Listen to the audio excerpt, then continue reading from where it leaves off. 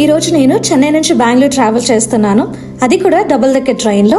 Double decker train లో sleeper అనేది ఉండదు, ఓన్లీ సీటింగ్ మాత్రమే ఉంటుంది విత్ ఏసీ ఫ్రెండ్స్. నాకు టికెట్ కాస్ట్ 560 పడింది చెన్నై నుంచి బెంగళూరు వరకు. ఈ కోచ్ కి ఇది main entrance and seating experience వస్తే చాలా హారబుల్.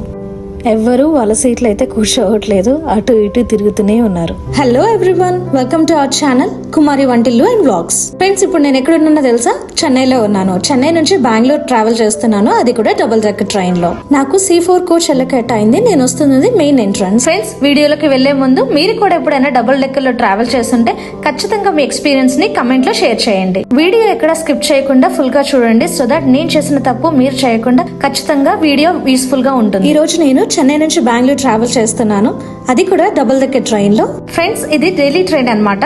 మార్నింగ్ చెన్నైలో 7:25 కి స్టార్ట్ అవుతుంది. బెంగళూరు రీచ్ అయ్యేసరికి 1:10 అవుతుంది.